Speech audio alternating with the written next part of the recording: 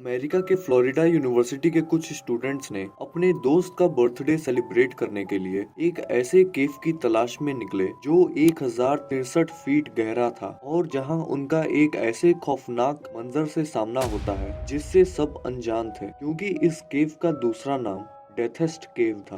आखिर उस केव में ऐसा क्या होता है जिस वजह से उन 10 स्टूडेंट्स में से 2 स्टूडेंट्स को एक दर्दनाक तरीके से अपनी जान गंवानी पड़ती है। 20 साल का ग्रैंट लोकेनबॉक, जो यूनिवर्सिटी ऑफ फ्लोरिडा में एक सीनियर सोशियोलॉजी स्टूडेंट था, जो पढ़ाई में काफी ब्रिलियंट और साथ साथ अपने फिजिकल कैपेबिलिटी और मेंटल टफनेस की वजह से वो आरओटीसी का मेंबर भी था।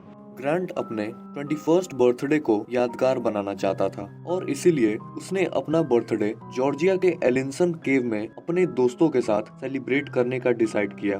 सबसे हैरानी की बात यह है कि ये केव अमेरिका का डीपेस्ट केव में से एक है, जो 1063 फीट गहरा है, जिसमें जाने की हिम्मत सिर्फ एक केवर में हुई थी। पर अफसोस की बात यह है कि वो भी इस केव से जिंदा बाहर नहीं आ पाया था। ग्रांट के साथ उसका 18 साल का बेस्ट फ्रेंड माइकल पिरी भी था, जो यूनिवर्सिटी का ही स्टूडेंट था। खैर, ऐसा ट्रिप ग्रांट और माइकल के लिए नया जैसा बिल्कुल भी नहीं था, क्योंकि उन्होंने पहले भी कई सारे एडवेंचरस ट्रिप्स साथ में कर चुके थे और इसीलिए वो दोनों इस ट्रिप के लिए भी कॉन्फिडेंट थे।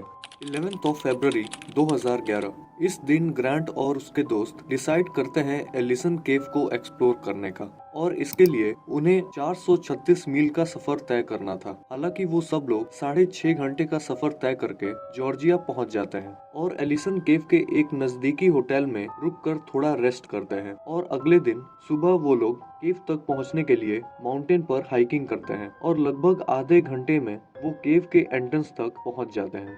मोस्टली केव्स में नेटवर्क प्रॉब्लम आती है, जिससे इंटरनेट चलना या कॉल लग पाना मुश्किल हो जाता है, और इसीलिए उन सबने अपने मोबाइल फोन्स को कार में ही छोड़ दिए, इस बात से अनजान कि उन्हें आगे चलकर केव में अपनी जिंदगी की एक खौफनाक लड़ाई लड़नी है। केव में अंदर जाने से पहले उन्होंने शायद केव के अंदर मौजूद मुसीबतों को नहीं परखा, और शायद यही उनकी सबसे बड़ी गलती थी। उन लोगों ने ऊपर टी शर्ट और पैरों में बिना सेफ्टी गियर्स के सिर्फ शॉर्ट्स डाल रखे थे। हालांकि वो लोग हेलमेट्स, हेडलैम्प्स और रोप्स अपने साथ कैरी कर रहे थे, पर अंदर सरवाइव करने के लिए सिर्फ इतना ही काफी नहीं था। धीरे धीरे ग्रांट, माइकल और उनके साथी केव के अंदर जाने लगते हैं। वो लोग केव में जितना अंदर चलते जा रहे थे, अंदर अंधेरा उतना ही ज्यादा बढ़ने लगा था। खैर, जैसे तैसे वो लोग अपने हेडलैम्प्स के सहारे आगे बढ़ते रहे, और अब धीरे धीरे चीजें बदलनी और बिगड़नी शुरू हो गई थी, क्योंकि केव के अंदर अब टेम्परेचर कम होने लगा था और उन्हें ठंड लगना शुरू हो चुका था, और ये इस बात का इशारा था कि वो लोग उस केव में ज्यादा देर तक अंदर नहीं रह सकते, और इसीलिए ग्रांट, माइकल और दूसरे टीम मेंबर्स ने डिसाइड किया कि वो सब केव के सिर्फ कुछ पार्ट्स को ही डिस्कवर करके बाहर चले जाएंगे। इस वक्त दिन के 1:30 बज रहे थे, और अब बर्थडे सेलिब्रेशन तो दूर की बात, अब उन्हें वहां रुकने तक का भी मन नहीं था।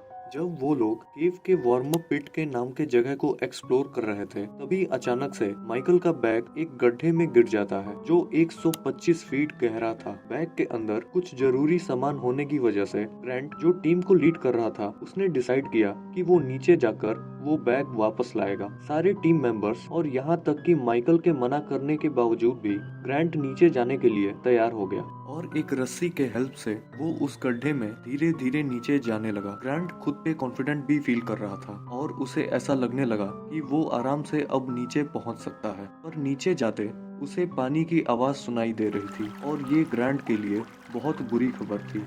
यहाँ पर ग्रांट की सबसे बड़ी गलती ये थी कि वो पानी की आवाज सुनने के बाद भी अपने टीम मेंबर्स को इसके बारे में कुछ भी नहीं बताता और नीचे चलता जाता है। अभी तक वो लगभग आधे रास्ते को पूरा कर चुका था, और अब वही होता है जिसकी खबर किसी को नहीं थी। जब वो और नीचे जाता है, तभी उसे एक वाटरफॉल दिखता है, और उसका कुछ पानी ग्रांट के ऊपर भी पड़ता है। उसे लग रहा था कि वो वाटरफॉल वाले साइड से नीचे ना जाकर उससे डिस्टेंस मेंटेन करके नीचे जाएगा, और खुद को इधर उधर मूव करने लग गया, और वो इतना ज्यादा मूव हो रहा था कि उसकी रस्सी बहुत बुरी तरह से जाकर फंस गई, और वाटरफॉल का सारा ठंडा पानी उसके ऊपर गिरने लग गया।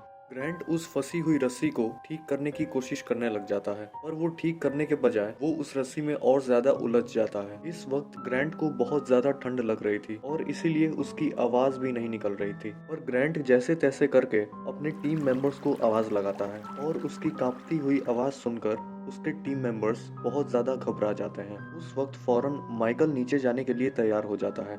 माइकल उसी रस्सी के सहारे नीचे जाने लगता है और नीचे जाकर वो देखता है कि उसका बेस्ट फ्रेंड ग्रैंट बहुत बुरी हालत में रस्सी में फंस चुका है।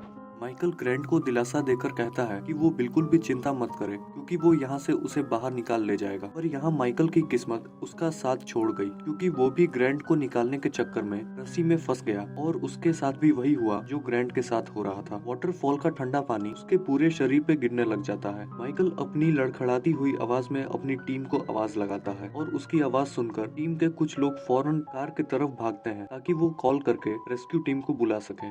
और टीम के कुछ लोग वॉर्मपिट पे रुककर ग्रैंट और माइकल का हौसला बढ़ाते रहते हैं। लगभग 1 घंटे बाद वहाँ रेस्क्यू टीम आ जाती है और वो लोग सेफ्टी गियर्स पहनकर नीचे जाते हैं। नीचे जाने के बाद वो देखते हैं कि ग्रैंट और माइकल की बॉडी ठंडी पड़ चुकी थी और उनकी मौत हो चुकी है।